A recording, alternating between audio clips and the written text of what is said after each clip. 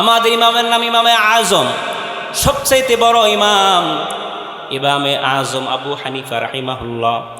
এক নাস্তিকের সাথে ডিবেট হলো। নাস্তিক বলল, আসমান জমিন গ্রহ নক্ষত্র চাঁদ সূর্য চন্দ্র সূর্য যা কিছু আছে, নদী নালা খাল বিল পাহাড় পর্বত সব কিছু এমনি হয়েছে, কোনো সৃষ্টিকর্তা নাই। কিন্তু আমাদের ইমাম ইমামে আজম আবু হানিফা রাহিমাহুল্লাহ কত জ্ঞানী ব্যক্তি ছিলেন, কত মকবুল ব্যক্তি ছিলেন। নাস্তিককে বলল, আসমান জমিন গ্রহ নক্ষত্র চন্দ্র সূর্য এগুলো এমনি হয় নাই, এই সৃষ্টির পিছনে একজন রূপকার আছে না নাই, একজন সৃষ্টিকর্তা আছে না নাই? আওয়াজ করে বলুন, সেই সৃষ্টিকর্তার নাম কি?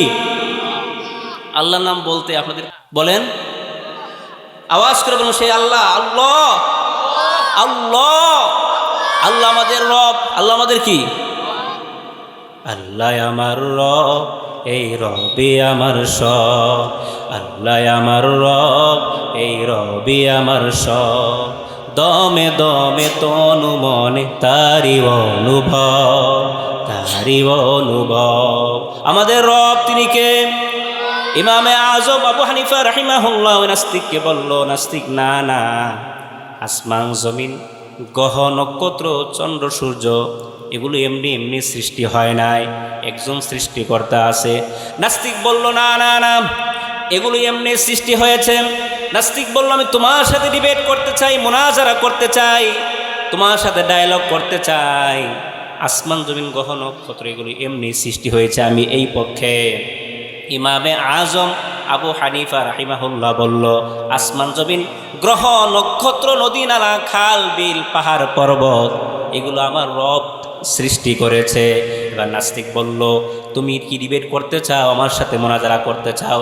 ইমামে আজম আবু হানিফা রাহিমাহুল্লাহ বলল, হ্যাঁ, তোমার সাথে আমি ডিবেট করতে চাই, আমি সৃষ্টির পক্ষে, তিনি হল সৃষ্টির বিপক্ষে।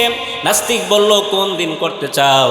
একটা নির্ধারিত টাইম ঠিক করা হলো, অমুক দিন অমুক ময়দানে তোমার সাথে ডিবেট হবে। সময় নির্ধারণ করা হলো, মনে করেন জোহরের আগে, অথবা 12টার সময় নির্ধারণ করা হলো, অথবা সকাল 10টার সময় নির্ধারণ করা হলো। যেদিন ডিবেট এদিন সময় চলে আসলো, মুনাজারা হবে, সকল মানুষ সেই ময়দানে উপস্থিত হলো। নাস্তিকের বিপক্ষে আমাদের ইমাম ইমামে আজম আবু হানিফা রাহিমাহুল্লাহ ডিবেট করবেন, মুনাজারা করবেন, ওই নাস্তিকের সাথে মুনাজারা করবেন। সময় চলে আসলো, সকল উৎসুক জনতা সেই ময়দানে উপস্থিত হয়ে গেল।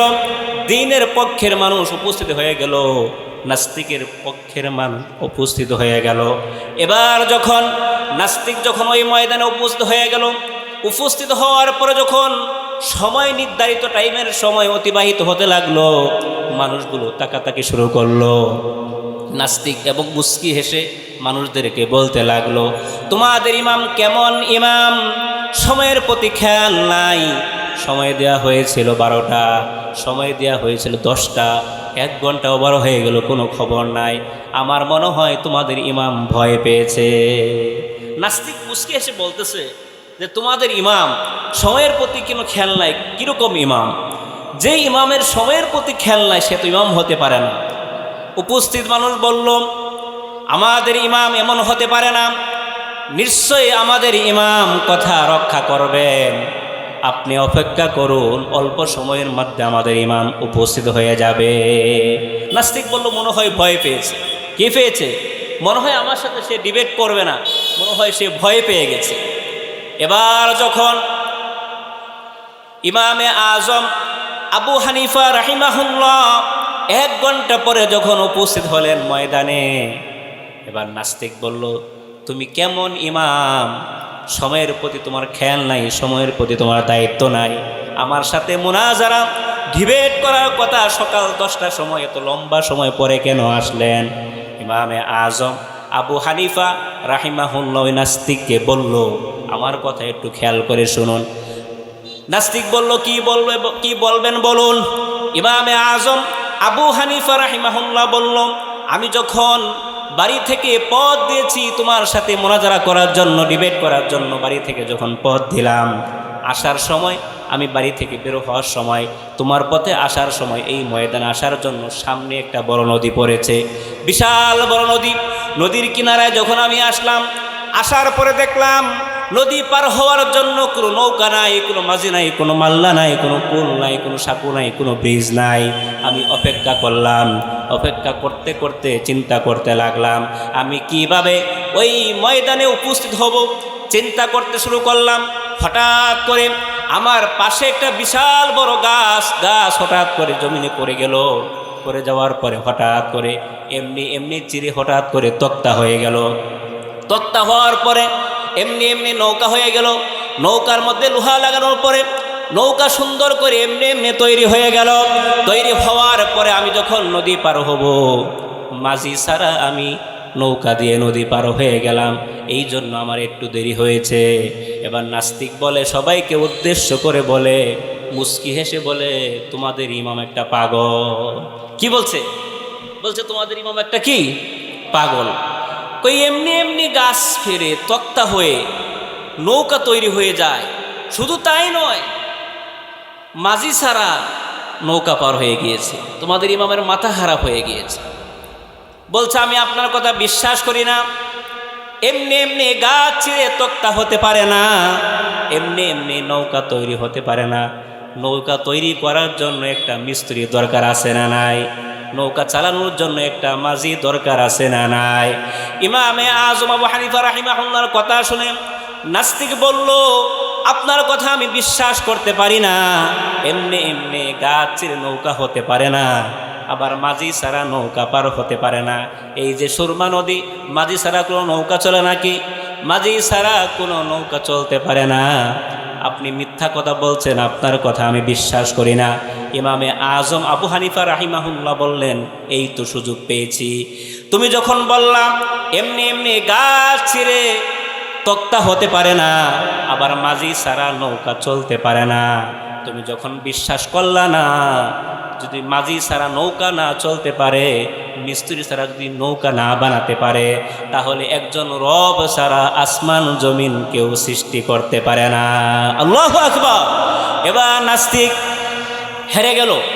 এবার নাস্তিকের মুখে কোনো কথা নাই। এবার নাস্তিক নতি স্বীকার করলো। ইসলামের বিজয়ে দান করলেন তিনি কে? ইসলামের বিজয়ে দান করলেন তিনি কে? নাস্তিকরা সব সময় চায় কোরআনের আলোকে নিভিয়ে দিতে, কোরআনের বাতিকে নিভিয়ে দিতে, কিন্তু কিয়ামত পর্যন্ত চেষ্টা করবে, শত চেষ্টা করেও কোরআনের আলোকে তারা নিভাতে পারবে না। নাস্তিক মুরতাদগুলো চায় এই কোরআনের আওয়াজকে বন্ধ করে দিতে, কিন্তু শত চেষ্টা করেও তারা কোরআনের আওয়াজ সুর বন্ধ করতে পারবে? এই যে না পারবে। কথা বলেন, কোরআন নাজিলের মাস কোনটি? মনে হয় জানেন না। কথা বলেন, কোরআন নাজিলের মাস কোনটি? রমাদানের মাস, কোরআন নাজিলের মাস অল্প কিছুদিন পরে আমাদের সম্মুখে আসতে যাচ্ছে। আমরা শুধু রমাদান মাস আসলে আলমিরা থেকে সুকেস থেকে কোরআন বের করি। সারা বছর আমরা কোরআন পড়ি না, শুধু রমাদান মাসে পড়ি। কিন্তু আমরা মুসলমান, সব সময় কোরআন পড়া দরকার আছে না নাই? আওয়াজ করে বলুন, কোরআন পড়া দরকার আছে না নাই?